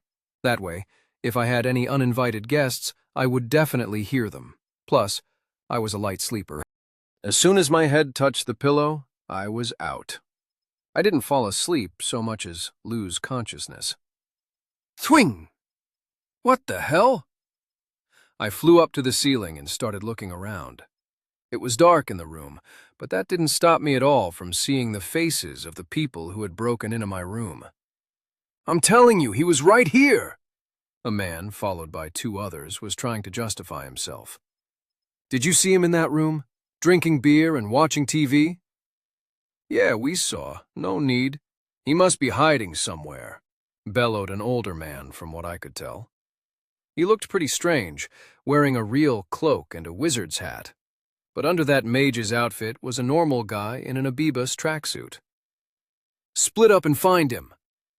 I didn't know what they were here for. To rob me? What did I have to steal? And they probably hadn't figured out how many rewards I had.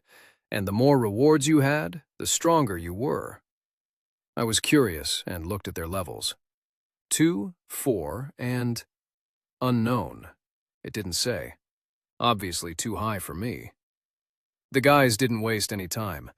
Unlike me, they went around destroying everything. They had managed to get some abilities, too, and they were fairly well armed. And I didn't mean with little pocket knives. The guy who first came into the room had a shield in one hand and a sword in the other. Boring, but effective. And he had on a coat with metal plates, gloves, shin guards, and a helmet. Some of that was definitely from Earth, but some of it, like the coat, was definitely from the system. The other one, who I had considered to be old, was armed with a staff. He had a lot less armor, but the stuff he had on was more than enough. It seemed to me like it was an accessory from the system for all magic users. Well, whatever. They've gotten really lucky. Or they had killed a bunch of zombies while he was in here feasting and watching movies.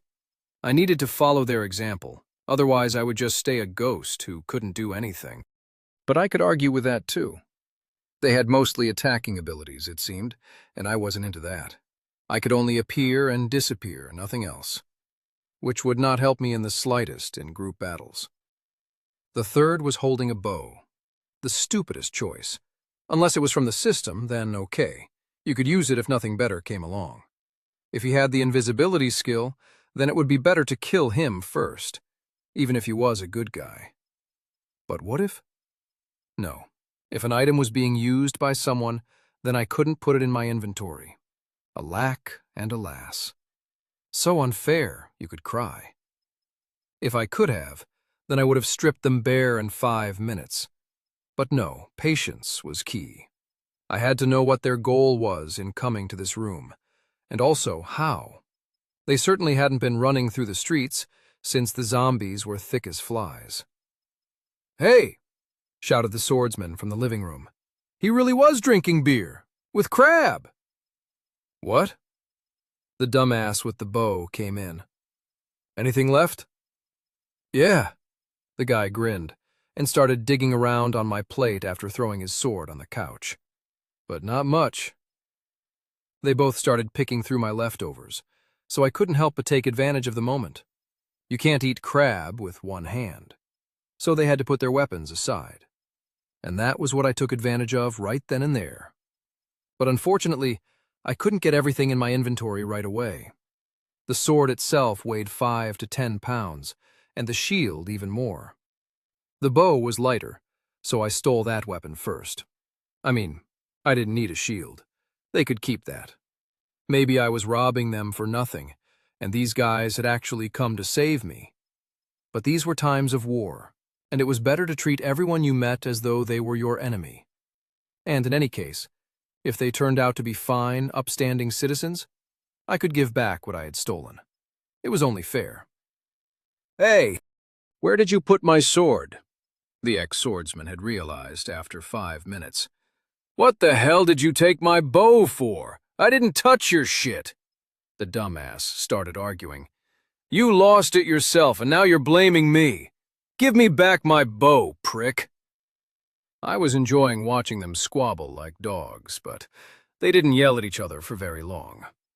The wizard walked into the room, and both idiots immediately shut up. What's wrong with you idiots? He barked. You lost your weapons, you get new ones, what of it? And that is what happened. Right away, the fighters had new weapons in their hands, no worse than the old ones. I wondered just how many copies they had in their inventories. Nobody is here. Let's get going. It will be dawn soon. He stopped talking and started waving his arms around. After a few seconds, a hole in space appeared right in the middle of the room. It looked just like some sort of distortion that you could see the outside through had appeared in the air. And who was I to keep myself from using that portal? In fact, I was the first to fly into it. The warriors followed after me, and the wizard himself came out last. A portalist. I didn't pay that class any attention at the very beginning, but I definitely wouldn't have said no to something like this. I really had no idea what color class he was, but he used his skill so well. Much cooler than me, that was for sure. We were on the roof of the building across the street. A normal 9-story one, nothing special. And you could see a beautiful view of my window from here. Now I knew how they figured me out. They just saw the flickering of the TV from my window. But what had they wanted with me? Surely they didn't come to try and evacuate me. "Where to now?" asked the swordsman to no one in particular, like nothing had even happened. "Right over there," said the dumbass, pointing at the building across on the other side. You see it? Someone is definitely there. I didn't know what kind of ability he had, but I definitely couldn't see anything. He probably had improved sight or something like that. But I couldn't give a shit, since his sight didn't work on me at all. The 3rd floor from the top? Asked the portalist. Where the pigeons have shit all over the windowsill? No, to the right. Got you, I see it. The wizard nodded. Give me 10 minutes, then we roll. Why wait? Ah, he was letting his mana come back. That made sense. But I had my mana all the way up, and I remember which window it was. So I saw no reason not to get over there ahead of them. I had to hurry and waste a little mana. Too bad, but otherwise I would be going at a snail's pace. So I got there in about 5 minutes, and now I had time to spare. Already while flying over there, I could tell that there really were people in the room. At least one person. And he, like me, was watching TV. Specifically the same news that I had been watching. 2 people were sitting, eyes glued to their computer screens. The thick curtains were shut tight, but if you looked carefully, you could still see the light glowing.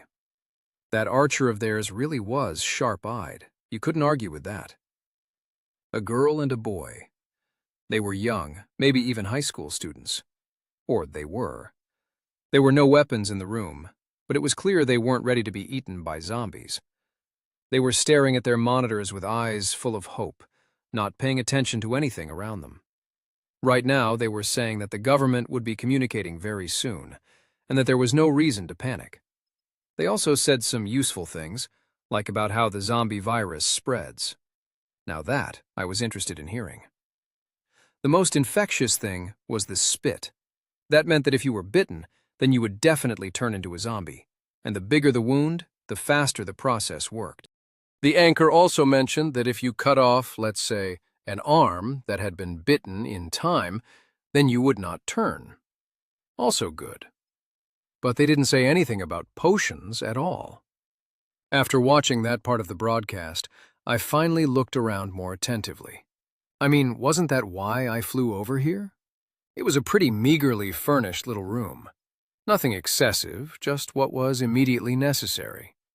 As for weapons, they only had a small knife from the system, lying all by its lonesome on a stool in the kitchen. If enemies surprised them, even zombies, they would be goners. First, they would have to run to the kitchen, and only then could they start defending themselves. Stupid kids. Not like they were going to survive. But I wanted to see what the 3 strong fighters were going to do, and to know why they were popping through all the neighboring rooms. So I just hovered up in a corner, choosing the most comfortable place, and waited. When I was a ghost, time felt different, and waiting stopped being such a chore. I was sure that I could stay in this corner for years and never get bored. Maybe I could change my own perceptions. But I would think about that later, and also about whether I was aging while I was in this spirit world. The portal opened without making any sound. There was just some sort of anomaly in the air, and then my acquaintances dropped out of it. They didn't waste time standing around. The first thing they did was to attack the unsuspecting boy. One hit with the shield, and he dropped to the ground like a rag doll. The girl wanted to shout, but the archer wouldn't let her, covering her mouth. But they didn't kill them right away, and that was good. But I liked the look of this situation less with every passing second. "Hey, let me take this one first. The room over there is empty," whined the archer, looking hopefully at his boss. "Go to hell, I'm first," grunted the swordsman, distracted from his search of the knocked-out boy's body. So, they wanted to rape the girl. Was that why they were jumping from room to room, looking for survivors? That sounded about right. So, while they were busy with her, I could steal whatever I wanted. "No, there's not a lot of time until dawn. Then how are we going to look for them?" the portalist said, shaking his head. "The boy is for me, and girl, whose turn is it? I always get this confused." "Mine!" the fighters answered in unison, looking very angrily at each other. "Idiots." The wizard shook his head. "Fine. How much do you have in your inventory?" he asked, pointing at the dumbass. 25. "And you?" he asked the swordsman. "I have 20. That jerk is always trying to screw me over." He started, about to keep yammering, but the older man cut him off. "Fine, enough jawing. You kill the kill. That will be 25. I don't think she'll have more than 10. I stopped listening. Everything was clear, along with their motives. I had never intended to get involved, but now, all of a sudden, there was a good reason. Your inventory expanded when you killed a person, and these douchebags were busy increasing their inventory space. That was why they came to me. And they intended to kill these kids for the same reason. They wanted it so much that they didn't even intend to abuse the girl. Well, it was true that your inventory was no laughing matter, especially for me, when I could carry around heavy objects and throw them on my enemies' heads like a flying bird. "Hey, boys," I smiled. "You forgot your sword. I have come to return it to you." Chapter 5. The fighters didn't slow down at all. As soon as I introduced myself to them, the swordsman immediately jumped toward me with unbelievable speed. I didn't even know that a person could leap so powerfully and so fast. His shield was visibly glowing, letting me know that I might not be able to survive a hit from it. It was definitely some sort of charge skill. But I was ready for exactly that move, and managed to vanish into the air before he could catch me. He flew through me, continuing to move by inertia, and smashed his shield into the wall. There was a loud sound, and crack ran through it. So much power. And judging from how fast he turned around, the swordsman hadn't taken any serious damage from running into the concrete. This was not a simple ability, and definitely not a common one. He might have managed to get a singular class. It was totally possible. "Find him!" bellowed the mage. He was also getting ready to fight, putting his staff in front of him. And how was he going to attack me? Teleport me to Siberia? That would be inhumane. "He left again!" screamed the archer. He had already forgotten about the girl, and she crawled backward, shrinking into a corner. "Idiot, you could easily run away." "You're wrong!" I appeared for just a moment and threw the bow at the wizard, disappearing again immediately. Too bad I couldn't throw the sword at them. I would need it to kill these assholes. But I didn't just do that on a whim. You really needed to learn fast in this new reality. And my victims almost immediately took the bait. "He can't move," concluded the portalist. "He shows up right where he left." He swung his staff, and it passed right through me. "And he's not invisible, or this would have hit him, which means he can't see us or hear us, so get moving, dummies." He moved over to the side a little, and his lackeys followed suit. That was so I couldn't toss anything at the place I had picked before. Well done. They had at least a tiny bit of brains. "You haven't left yet?" I said, showing up in the same place I had before. But I nearly paid for my boldness, since less than a second later an arrow passed right through me. The swordsman didn't stand back either, and I felt the coldness of steel around my back. He had tried to take me out. Okay, now they thought that I couldn't move. They were standing in a semicircle, ready to deal the finishing blow the next time I showed up. True idiots to think like that, since how could I have followed them? If I couldn't move, then I could not have gone through their portal without being seen either.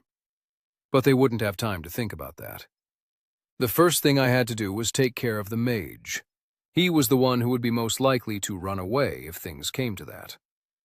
No sooner said than done. I flew around him, settling right behind him, so that the archer couldn't get to me, and the guy with shield couldn't use his ability. Okay, let's go. Silently. Thwack! On to the next one, before he catches on. I used 5 points of mana and almost instantaneously moved to behind the archer, materialized, and immediately thrust my sword under his shoulder blade. Just in case, I pulled the weapon back out and hit him again, this time full across the neck. Inventory increased plus 30 pounds. My sword was stuck, but I didn't even try to pull it out. I simply disappeared along with it. The archer hadn't even been able to cry out, with a fountain of blood spurting from his sliced-up neck, but I was already flying off to the next enemy.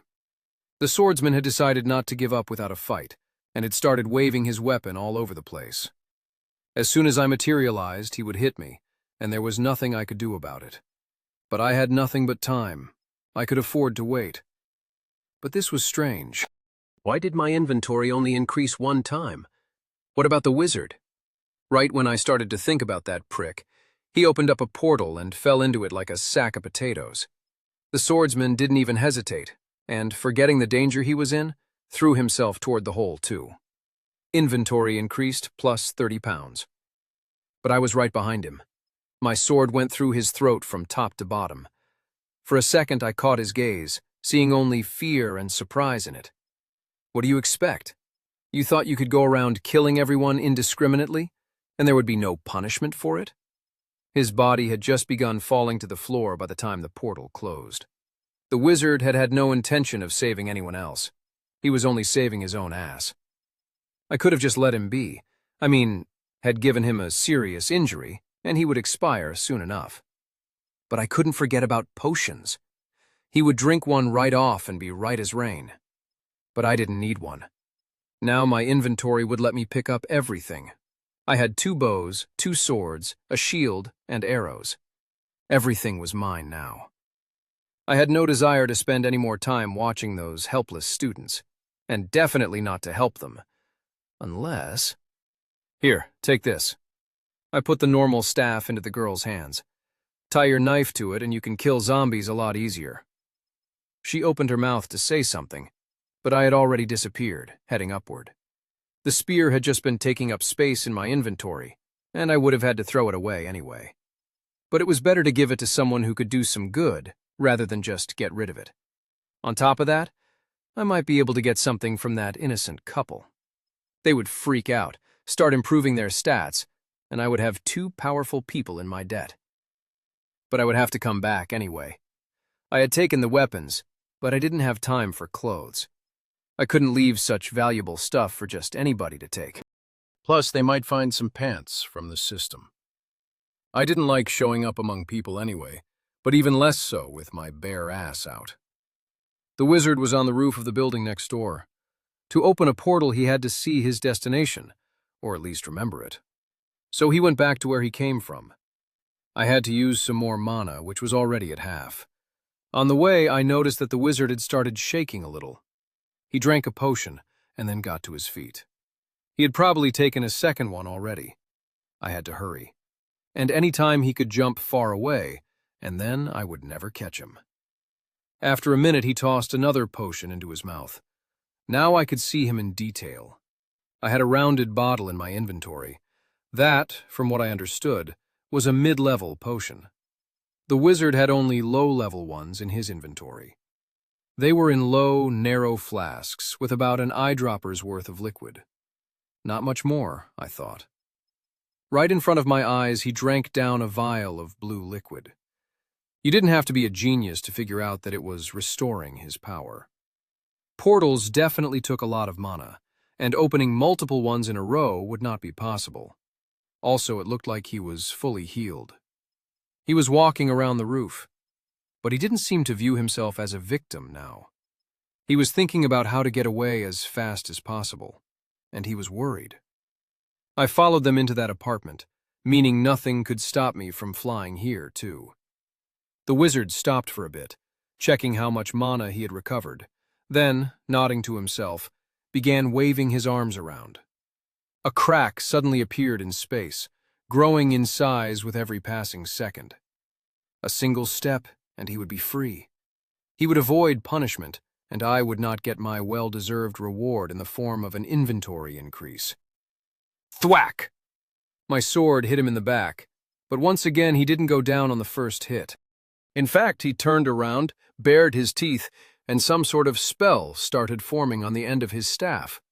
It was a purple sphere, about the size of a tennis ball, which appeared within literally less than a second, and I was only able to disappear at the very last moment before it passed through me. This time his attack had an effect. Even though I was in my spirit form, I clearly felt injured. It wasn't pain, but some other strange feeling, like a part of me was dead. The sphere flew off for a few feet and exploded with a loud bang. I was hit by the shock wave and thrown to the side. As soon as I shut my skill off, my legs buckled and I fell to my knees. My whole body was in pain, but I could not find any sort of injury. My spirit hurt. There was no other way to say it. So in my spirit form, I was still not immortal? That's what it looked like. And only magic could hurt me. And it had to be on purpose, right? That swordsman had jumped through me with his glowing shield, and I didn't feel anything. Plus, my health bar, which was flashing on the edge of my vision, was only now at halfway. Let's get back to that later. A flask appeared in my hand, and with a deft movement of my finger, I popped the wooden top and threw the contents into my mouth. I felt better immediately. And what a flavor! Amazing! I had never had anything like it before. It was like a sour liquid with a touch of something sweet and fruity, along with mint. It woke me up, refreshed me, and brought me right back to normal. "I would think twice if I were you," wheezed the mage when I got to my feet. He was out of mana, and most probably potions, too. And he wanted me to think? "You need me. Only with my protection can you—" Smack!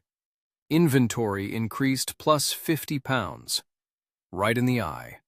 That would guarantee that he wouldn't turn into a zombie. Protection. What did that mean? It sounded tempting, but not today, thank you. Now I know that it was best not to put myself in front of spells. And it was really good that I had learned it right now, when my opponents aren't that strong. Because soon there will be strong wizards, capable of frying everything around them with just a glance. Inventory 125 pounds. Now this is good. I could carry a whole bag of potatoes around. But first things first, loot the body. I didn't find system pants on the mage or among his accomplices, but the leader was wearing a cloak, and it turned out to be 100% from the system. Wizard cloak norm. Conduits +2. Sorcerer's hat norm. Storage +1. What was storage? I think it's something to do with mana. No, I'm sure. This is just a sorcerer's hat. It sounds pretty lame, but it's still better than this normal, useless helmet. It doesn't protect me from hits, or even give me any bonuses. There was no point in the cloak right now. Even though it did a good job of covering my naked ass, now I could just become a high-level exhibitionist. The terror of parks and shopping malls. He appears and... Opa!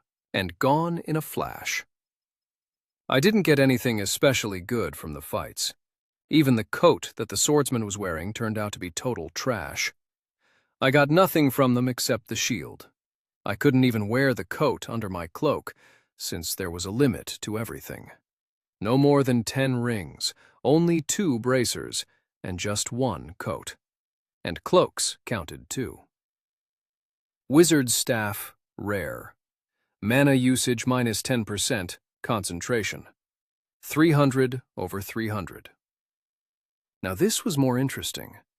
It was the first rare item I had ever held in my hands. With the wizard dead, I threw it into my inventory without a second thought. Now, having collected everything and being hidden a story up from the terrified students, I could say it was the most precious object in my collection. But what the hell did I care? Should I tie some more knives to it and poke zombos in the eyes?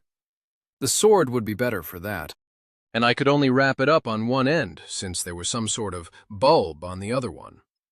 Now I was just thinking about the fact that I had killed someone. Not just one person, but 3.